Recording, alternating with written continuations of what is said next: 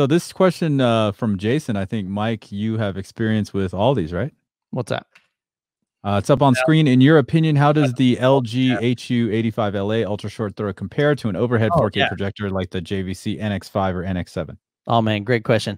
The LG, honestly, I've only seen two ultra short throw projectors, two that I've reviewed, the LG and the Vava. Vava brings great value, but it wasn't near the, I say near. Well, it's like half the price, right? We got $3,000 versus 6,000 or 5,000, something like that. Value with the Vava. But definitely when looking at those two, the LG definitely provides a better picture.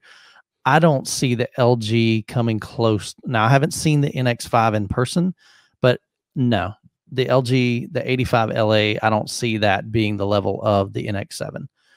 The black levels on this thing is ridiculous. The detail, native 4K. What I'm seeing in the NX7, man, is like, I'm telling you, man, I get excited just thinking about it. I really, really do. It's a bad Mama Jama, man. It's beautiful. Absolutely beautiful. The LG, I don't know. I try not to ever like tell somebody what I think, is it worth it? I'm sure you guys get that same question all the time. Is it worth it? Is it worth it? Work it. China works it. The reality is that you have to decide, is it worth it? Because your dollar is different than Joe's dollar, is different than China's dollar. And your disposable income could be, really, really different there.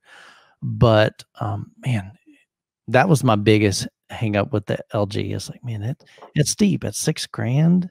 Yeah. It's up there.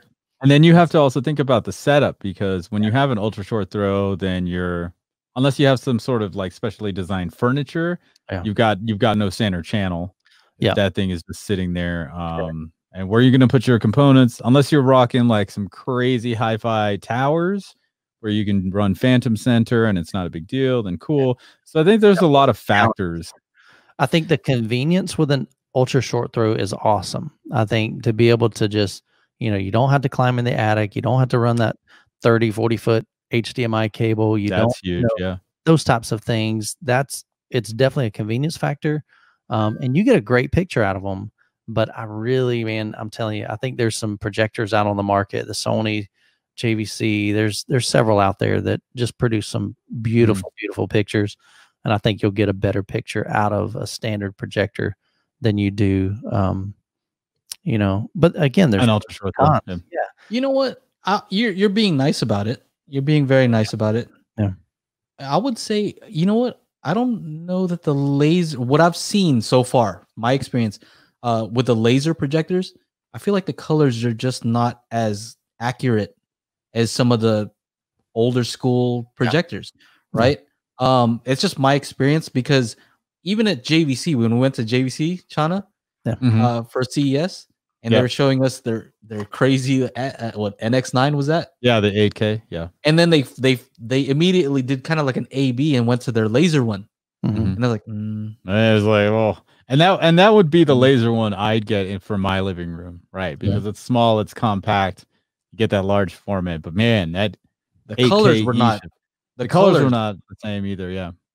So that's what I've noticed is like these ultra short throw, brightness, awesome, right? Because it's close, super bright, but it's just like the colors don't seem like they're there for me. Yeah. And that's a big deal.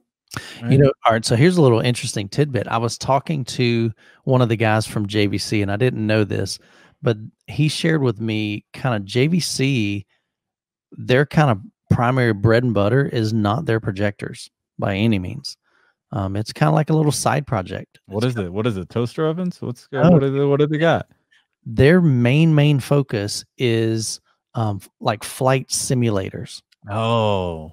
He said we have to have like ridiculously accurate, colors, in those, because that's like life or death kind of thing. I think preparing, pilots for flight. And he didn't go into the specifics, but he said that is like their main thing.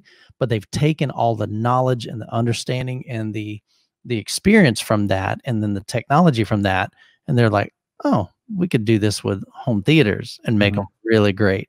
So I'm like, oh, that's pretty cool. So just a little nugget of information there, but I was like, Yeah. that's pretty cool.